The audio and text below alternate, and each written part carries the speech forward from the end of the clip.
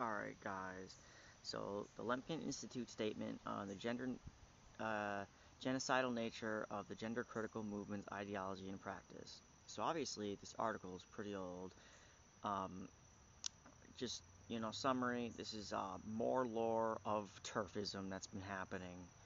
Um, I believe this came out before Matt Walsh started to be super outspoken about, maybe I'm wrong, but I'm pretty sure this came out before Matt Walsh was super outspoken in his transphobia, and way before Michael Knowles' eradication rhetoric. Alright, just to let you guys know, this is pretty old. The Lemkin Institute for Genocide Prevention voices its concern over the growing number of laws introduced in the United States that target transgender individuals and the transgender community. Anti-trans hostility in the U.S. has become a staple of the Republican Party election strategy and is clearly being used to stoke voters' fears of the changing world by raising a specter of a malevolent, polluting force tied to liberalism, cosmopolitanism, and democracy. The Lemkin Institute believes that the so-called, quote, gender critical movement, end quote, that is behind these laws is a fascist movement furthering a specifically genocidal ideology that seeks the complete eradication of trans identity from the world. Wow, even they're using this rhetoric immediately before Michael Knowles. Genocidal ideologies are ideologies that deny or seek to erase the existence of a specific group because of the supposed threat it poses to the holders of the ideology. The gender critical movement simultaneously denies that identity is real and seeks to eradicate it completely from society. Many gender critical ideologies identify themselves as feminists and believe themselves to be protecting women from men. They accuse transgender women of being stealth men and of transgender men of being self-hating women. The movement, it's interesting. I think this ideology must have died out. I think I've brought this up quite a bit, but the one thing I'm surprised I don't hear TERFs saying and like conservatives saying just to be like shitheads is like using like penis envy, like that old myth, which was just like an economic potential yearning instead of actual body part yearning. Okay. They accuse transgender women of being stealth men and transgender. The movement, centerpiece of right-wing ascendancy in the Western world, calls for discrimination against and harassment against transgender individuals and the transgender community through laws and policies that criminalize trans identity and trans life. The Lemkin Institute is alarmed by the growing number of attempts in the Western world to enact policies and spread the prejudice that threaten the well-being and even the existence of transgender people. The gender critical movement is a loose international affiliation of people and groups who promote far-right ideas that have gained a degree of centrist respectability through their purported defense of women. The movement aligns, it's very intelligent actually in terms of getting neutral support in some way. The movement alleges that people cannot determine their own sex or gender and that the genitalia observed by doctors at birth are the final determinants of biological sex as well as the permanent markers of gender belonging. Focusing primarily on the imagined threat posed by transgender women, gender-critical ideologues believe that transgender women are in fact men who are seeking to dominate cisgender women, who are women whose sense of self corresponds with their birth sex, by impersonating them and thereby gaining access to women's birth control, women's bathrooms, women's locker rooms, women's sports teams, and other women's spaces. Don't know why birth control was on my mind. It's just one of the topics I'm usually talking about, I guess. Okay. They routinely accuse transgender people of being mentally ill and believe that the parents, family members, and medical professionals who support transgender people are committing morally reprehensible acts against the transgender individuals by nurturing their illness and against society at large by permitting dangerous people and ideas to take root. The ideological construction of transgender women promoted by gender-critical ideologues are particularly genocidal. They share many features in common with other better-known genocidal ideologies. Transgender women are represented as stealth border crossers who seek to defile the purity of cisgender women, much as Tutsi women were viewed in Hutu power ideology and Jewish men in Nazi anti-Semitism. Trans people in general are framed as figures that threaten the wholeness of the patriarchal nuclear family as well as the strength and vitality of national communities, much in the way that ethnic and national targets of genocide are viewed as cosmic enemies of the perpetrator group. Like the religious targets of genocidal violence, trans people are often described as somehow polluted, sinful, or against God. They are blamed for a host of social problems that have nothing to do with them or with the free expression of their identities.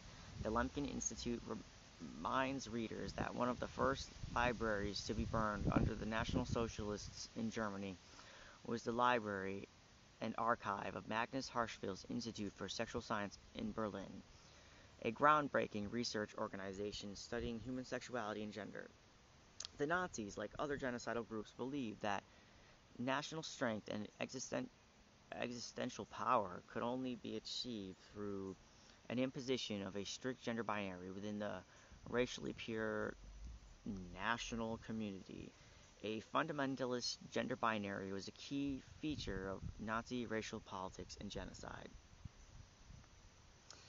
Yeah, I don't understand where people are getting the Nazis are gay from. Like, I know the dude wrote that book, yada yada, and I think that's been rhetoric since the 1930s, but it's like,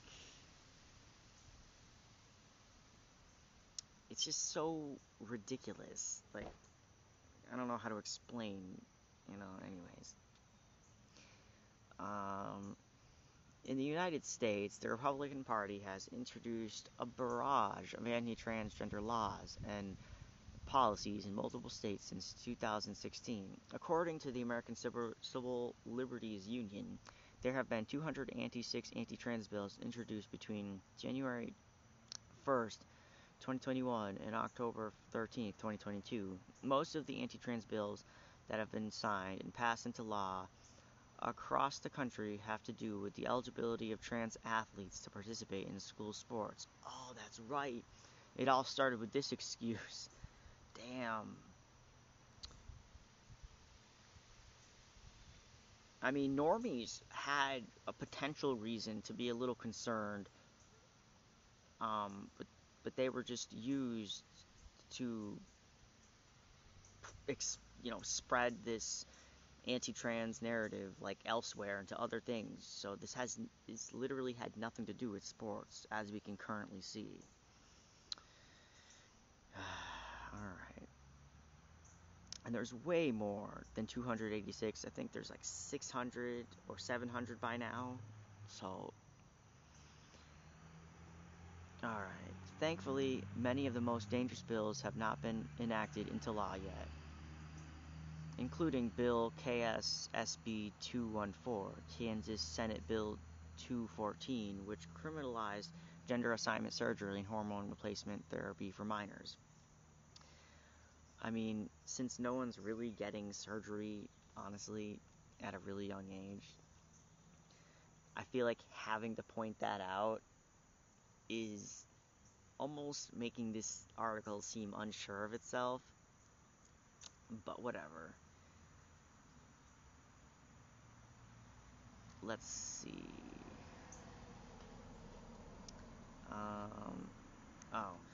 And Missouri House Bill 2086, a bill that would permit persons from changing their gender marker on their birth certificate.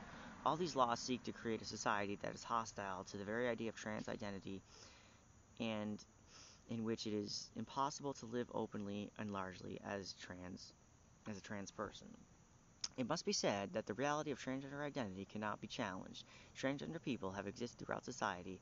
In many societies, particularly before Western colonial domination, social institution existed to make room for trans people.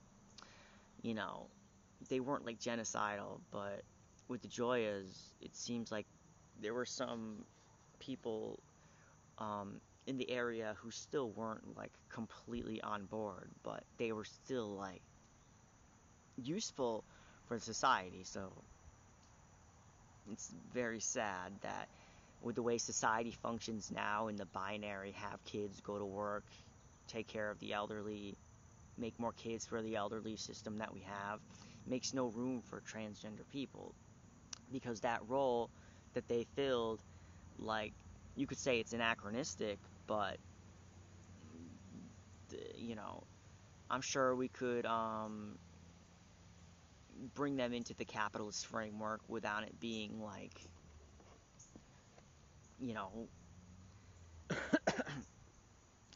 unfortunately how the capitalist frameworks work. It's just, it still has, it really wouldn't have anything to do with trans people unless it's like taking care of kids or reading to people or just getting to work like a normal everyday person, I guess, right? So that's the value that they bring. And we don't really recognize that, like, honestly.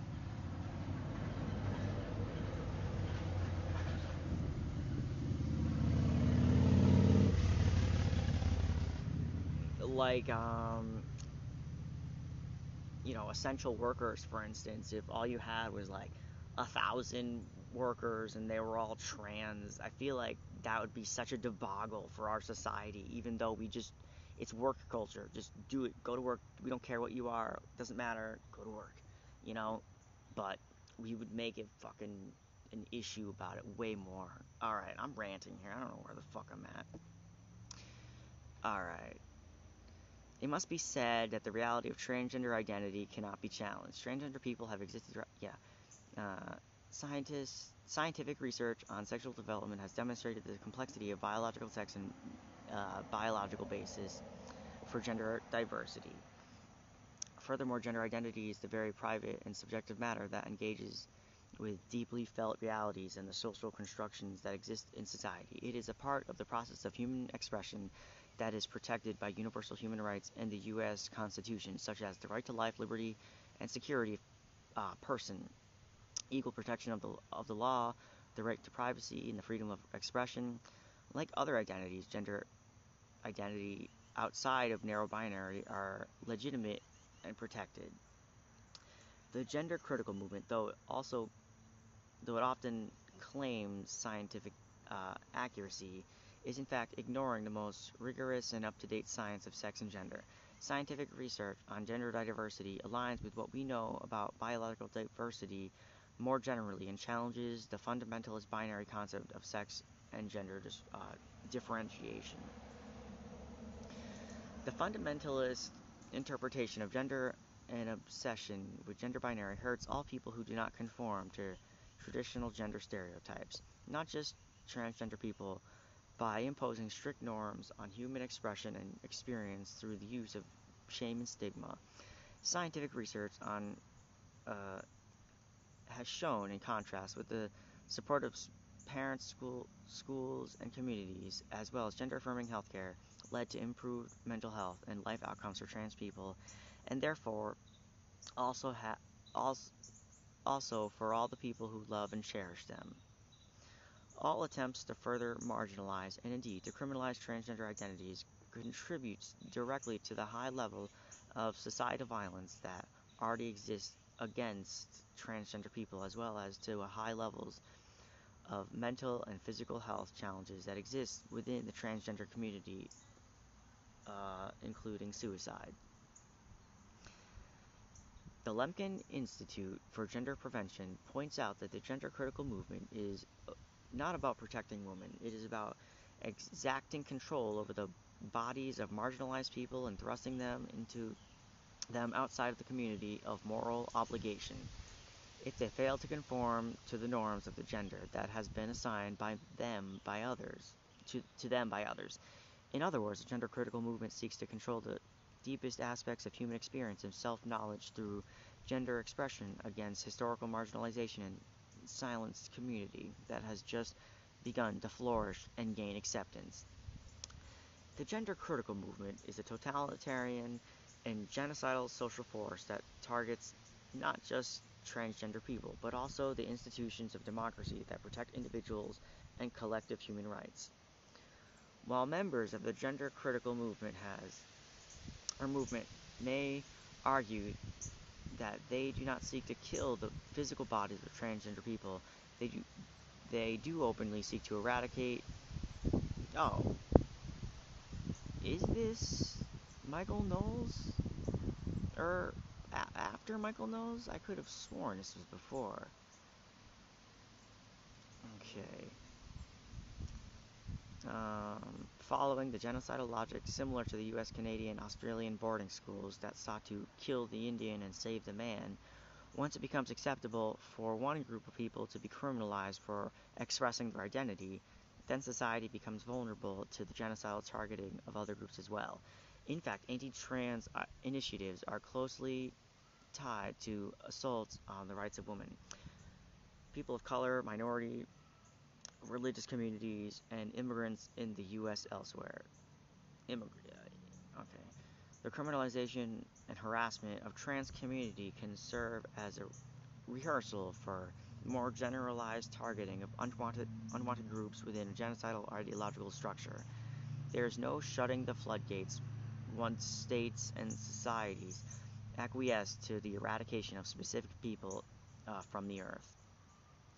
The Lemkin Institute for Genocidal Prevention expressed solidarity with trans people across the globe. We urge every person around the world to think about the precedents that are being set with the level of stigma, organized hate, and legal control being abdicated by voices within the gender critical movement. We ask people to choose to protect human rights of human beings who do not fit easily into the simplistic gender binary. We ask people to question what agendas they are serving by supporting anti-trans hate speech and policy initiatives. We encourage everyone to support people in their effort to live as the person that they know they are. We invite people to be open-minded and open-hearted and to learn about transgender experiences, the real challenges to human life to save and secure families and to healthy communities are historical injustices and historical inequalities, not people attempting to live full lives in their true identities.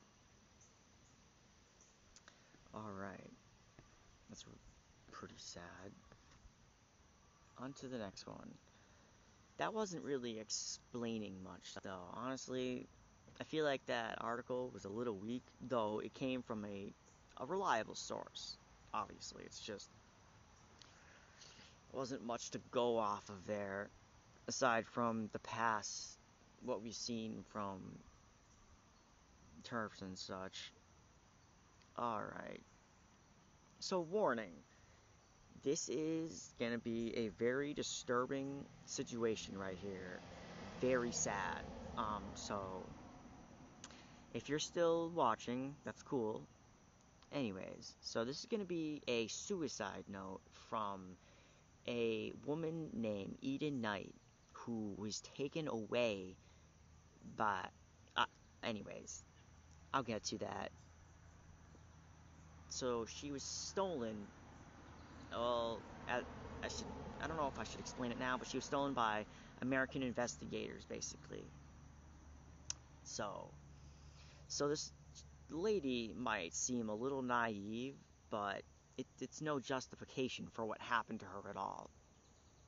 Alright, so from Eden Knight, final message. Hi, if you're reading this, I've already killed myself and I've given life I've given life every opportunity. I have given myself every chance to get better, but I couldn't do it.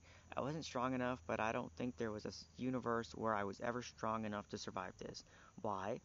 Sometime in the summer, I was contacted by Michael Pacalgo, cybersecurity guy, through an in real life friend who claimed he was a fixer and wanted to fix the issues that were between me and my parents. I thought this was impossible. I'm transgender and they are strict conservative Muslims, but I decided I would give it a shot because it can't hurt, right?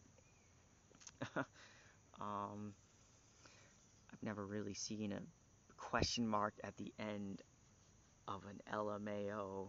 It's really depressing. Over the next couple of months, I had called Michael Pacalgo and his associate Ellen. These calls seemed innocuous and honestly pretty helpful. Uh, it was mainly questions about my safety and whether I had my needs met at the place I was staying at. Towards the end of my stay at my friend's place, I had witnessed a traumatic event and was already in a bad place mentally. Michael took note on this and decided to push me to leave Georgia and move back to Virginia. Michael and Ellen, along with Saudi lawyer named Bader, met me at a train station. I was taken to a hotel and allowed to experience DC. I genuinely was optimistic and believed this could work. God, I wish I wasn't so fucking stupid. Alright, so I don't know if it's necessary to read all of this, but I do feel like it would just in some honorable way, I feel like I should, this is twisted what's happening. Alright. This doesn't just stop at Eden, obviously. There's other people who are probably being kidnapped, and we don't even know it. At this point, the only person in that group that I was in contact with was Bader, the Saudi lawyer. Bader, throughout this entire time, in his weird way, tried to get me to detransition. First, he pampered me. He got an apartment temporary, he took me out to eat, he took me to therapists, but over time, the more conversations I had with him in person, the more I realized what he was trying to do. He tried to get me to be normal, gave me examples of feminine men, and said that they are transgender, but they are hiding it, that it's better to hide it. Told me stories personally about people who knew that successfully hid it. Repeated constantly that I can just hold two lives, the female me and the male me. Constantly said I looked like a man, always talked down on my appearance, bought me masculine clothing, and tried to throw away all my feminine clothing. How rude. Like, never mind ruining your lifestyle, just touching your shit, and wow. At every step of the way, tried to detransition me. I had to break down over this and bombarded Michael Pacalgo and Ellen with texts about what was happening. They did not respond. I did not realize fast enough what was happening because I'm fucking stupid. So, again, she could be naive, but she just had hope that someone was going to be able to help her, to get away from her parents. But, anyways. At a certain point, I realized that I was entirely dependent on Bader for food and shelter, and that if I ran away, he could easily find my location. And since I was illegal, I could have just been deported to Saudi. Ah, I see. I subconsciously gave up. I was too tired. I did everything he asked. I cut my hair, I stopped taking estrogen, I changed my wardrobe, I met with my dad, and then I had another breakdown. My mom kept telling me to repent or I was going to hell. And I did. I repented. I believe I was going to hell so much that I read the entire Quran front to back in a couple of days, crying the entire fucking time about what a disgusting thing I am, and I didn't sleep. I repented and I was broken. Bader then booked a flight back to Saudi, and I came back. The first month was fine. Even. I was on the edge the entire morning. but I was treated like I was going to run uh, at any second by my family. They came the second month. At this point, I was subjected to daily searches of my belongings. My mom searched all my electronics whenever she got the chance. I was berated for being a freak when my I was berated by being a freak when my mom found my private photos. My dad called me a failure and an abomination. I was told that Michael, Ellen, and Bader were actually all specifically hired to get me back, and that there was no escape from my situation. I was destroyed, but I wanted to keep going. After the first time, After the first time they found my HRT, it was traumatizing, but I didn't want to stop. I didn't want to live if I couldn't transition. Then the second time came. After that, I took a month break off of HRT and got back on it. They have found my HRT again, and I'm done fighting. I wasn't always a good or even decent person. At times I was a fucking asshole and a disgusting human being. But there were times I feel like I was good. I don't understand why I was given this life with these circumstances. Every day hurts, every second stings. I tried killing myself in the past, but every single time I was still holding on by a thread somewhere deep inside me. True. I think that's why I survived them. This time I am done. I am tired. Message to the people I love. To my friends, to the people I chose to be my family, to my girlfriend, to everyone who has shown me kindness in this life, I sincerely thank you. You made an unbearable existence bearable at times. I am deeply sorry I have disappointed you all. I wish things were different. I wish this message was a message about how I won, how I escaped and built a successful life, how I managed to get FFS and SRS and beat my dysphoria. I wish I was speaking to you about how proud I am of myself to have done the impossible. But that's not my reality. I wish this world wasn't so fucking comically cruel. I am actually laughing writing this sentence. It's ironically ridiculous how bad my luck has been the past couple of weeks. Someone just walked past my car and glanced at me. I wonder if they know I'm going to kill myself. I wonder what they would think about me if they knew who I actually was. That's true, I guess.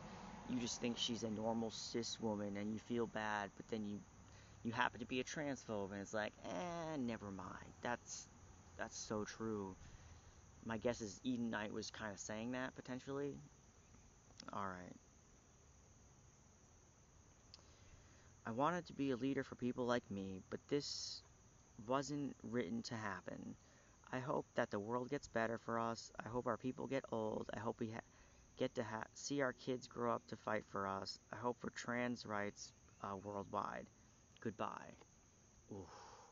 So, moment of silence, I guess.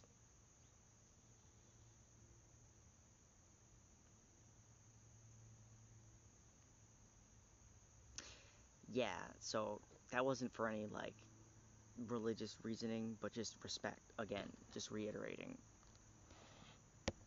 Alright, on to this next aspect of this story. So, we might get a few more details out of this situation from LGBT Nation, but, yeah, just getting different sides of this. Anytime now, this could load. Alright. Family forced Saudi trans woman Eden Knight to detransition. Now she's dead. Her family allegedly hired a DC firm to traffic her back to Saudi Arabia, where she was forced off hormones. Alright. On Monday, a transgender woman from Saudi Arabia published a suicide note that incriminates her parents with forcing her to detransition. Eden Knight lived in the U.S. while she was attending school, and she came out as transgender during the COVID-19 pandemic, according to a release organized by her friends. She originally was living with a friend, Bailey Dawes, in Georgia until she was... Wait a second, what are you doing? Sorry about that. Didn't think that was going to happen. In Georgia, until she was pressured to move to Washington, D.C. before being trafficked to Saudi Arabia, where she was barred from accessing hormone therapy. She writes in her final message posted to Twitter. Quote, Eden was funny, sharp, well-read, and concerned with making the world a better place, end quote. The release reads, and goes on to say, we are deeply disturbed by how she was treated. We believe that what happened to her was an unspeakable violation and there must be consequences. Justice must be served. Knight said that her parents hired fixers from the Washington, D.C. based firm called SI. The business is said to be a professional service firm and government contractor in the investigations, intelligence, and cyber sectors. Knight, in particular, cites cyber investigation CEO Michael Paculko and his associate, SI manager director Ellen Coe. In the summer of 2022, Paculko and Co. promised Knight that they would help resolve issues with her parents, and possibly grant her immigration status. Quote, I thought this was impossible for transgender, and they are strict conservative Muslims, but I decided I would give it a shot because it can't hurt, right? Eden said. Yet Dawes also thought this was too good to be true. In a statement, Dawes says that they repeatedly asked Knight to ensure she was involved in talks with Paculko and Cole. Quote, this was very important to me as I wanted to be sure that we clearly had a timeline of events and how things were going to work out, said Dawes, going on to say. Although she did ask for my involvement, they outright refused to allow me to be involved. Yeah, because they didn't want you to ruin the plan. Like, obviously, they were just using you, unfortunately. Furthermore, the two fixers told Dawes that, quote, the situation was too complicated to involve other people and they didn't want to jeopardize any plans that could have happened, end quote. Even still, Dawes didn't sense any ulterior motive at the time, according to their account. Soon, Knight took a train to a Virginia station where Paculko and Cole introduced her to a lawyer of the Saudi embassy in Washington, Bader Ulmer. Ulmer also has connections to the Saudi Arabian Monetary Authority, according to his LinkedIn. Knight's father, who has been identified in the release as Fahad al-Shathri, also has connections to Saudi Arabian Monetary Authority. Damn. There was no possible way for her to escape this, most likely. Okay. He is the Deputy General for Supervision at Saudi Central Bank, according to his LinkedIn. According to Knight, Ulmer conditioned her to force detransition. And as we read, she goes on to say, first, he pampered me, got me an apartment, temporary, he took me out to eat, he took me to therapist, but over time, the more conversations I had with the person, the more I realized what he was trying to do, end quote. Over time, Knight realized she was completely dependent on Ulmer. He had control over her food and shelter. Quote, if I ran away, he could easily find my location, and since I was illegal, I would have just been deported to Saudi, end quote. Ulmer scheduled a flight to Saudi Arabia to traffic Knight to her family. Upon arrival, she recounted being treated to her family as if she was, quote, going to run at any second. She also said, subject to daily searches and called an abomination, or she was, yeah, okay. I'm tired, Eden said, and then to her final messages are to my friends, to the people I chose to be my family, to my girlfriend. Yeah, okay. Damn. On the news of her death, Knight's biological family posted the details of her funeral to Twitter, but the account has since been deleted. Quote, "Go to the mercy of God, young man," end quote, reads the post that dead names the misgenders Knight throughout. Alejandro Caraballo, a civil rights attorney and clinical instructor at the Harvard Law School Cyber Law Clinic, told LGBTQ Nation that Knight and many others have options to seek asylum in the U.S. Often, asylum seekers in the U.S. have a, quote, deep fear that anything they tell immigration officials will get them to either go back to Saudi Arabia government or their families, end quote, said Caraballo. Knight's family also has direct ties to the Saudi royal family, which Caraballo said may have led Knight to believe she couldn't escape or get immigration relief. Well, the way she did it, like there was no escape. You know, she was hopeful and naive at the same time. She wasn't doing asylum. You know, this wasn't how she was doing it, unfortunately. Like, this wasn't the context of asylum. That's what I meant to say. Okay. Often asylum seekers in the U.S. have it. Okay. Then Caraballo says, it is not true at all. Oh. In Saudi Arabia, being LGBTQ is punishable by death, according to the organization Human Dignity Trust. In the meantime, Knight's former home, Georgia, is primed to pass SB 140, which would have advanced-based medical care for trans youth. Evidence-based, sorry. Well, quote, I think, this is just another kind of trauma that we're processing, particularly after Breonna Gray. And I think these high-profile instances encapsulate the pressures that trans people are under, the ways that we are under attack, oftentimes from our own families, end quote, said Caraballo, and goes on to say, but that doesn't mean that we shouldn't have hope, and that things won't improve and things won't get better, end quote. Oh, man. Oh, I should have talked about Breonna Gray. Comment section, if you want me to do a section on Breonna Gray, but I am currently on this timeline at the moment. I will have to pull that up in an alternate. Alright, so we're gonna do a minor research about the people that trafficked Eden Knight. Alright. So we don't need to know every detail, we just need to know names, and we sort of got a basic gist about these people. Alright.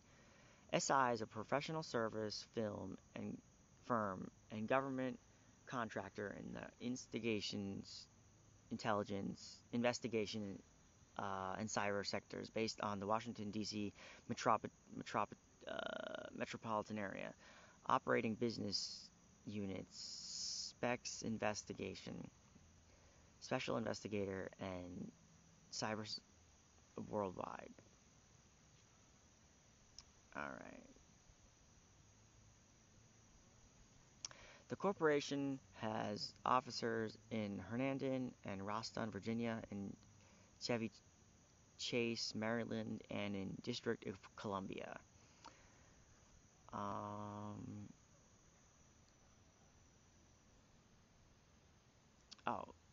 Special Investigations has deep experience in fraud, financial forensics, corruption, global anti-money laundering operations, sexual misconduct in the workplace, and the employment of skills and methodologies of the intelligence community.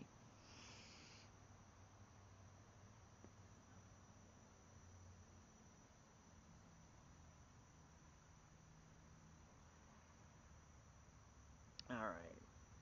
SI has been federally certified, verified in 2017, and re-verified in 2020 as a service disabled veteran-owned small business. With the meaning of SBCRFR, what? What is this? 74.1 by the United States Department of Veterans Affairs. Let's see. I'm just looking for names here, guys. This doesn't even seem like something they would be doing to somebody like Eden Knight. Like, this isn't sexual misconduct. This isn't like some work issue.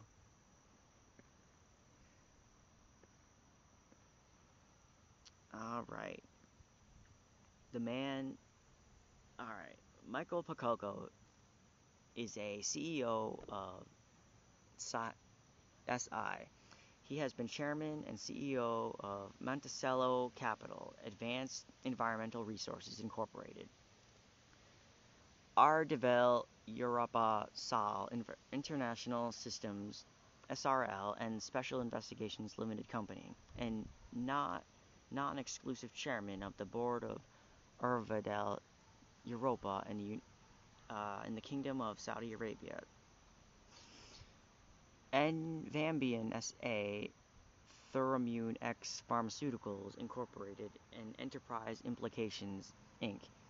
Applications.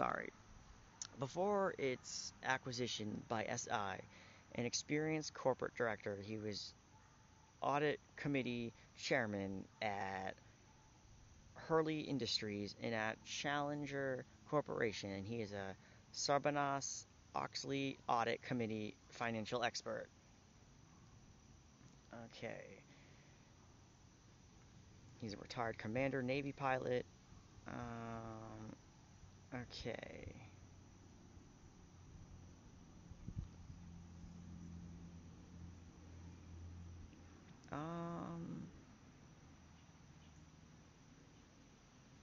Okay. Ellen Cole is a managing director of SI. She was a corporate founder and the case manager of Special Investigations Limited Company and is an expert in investigate processes and controls, open source intelligence, and information data systems. She is an investigator and compliance agent. She formerly headed administrations for Monticello Capital, was CEO of an information systems professional services corporation, and was executive vice president and chief administrative officer for 2 Washington, D.C. based franchise development firms. Okay, so basically these people just are traffickers. That's plain and simple. This chick specifically is from America, CEO of Monticello. I don't know where that is.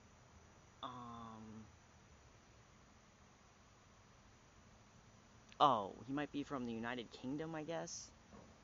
Okay. Alright, that's the end of this research for now, guys. This is deeply disturbing.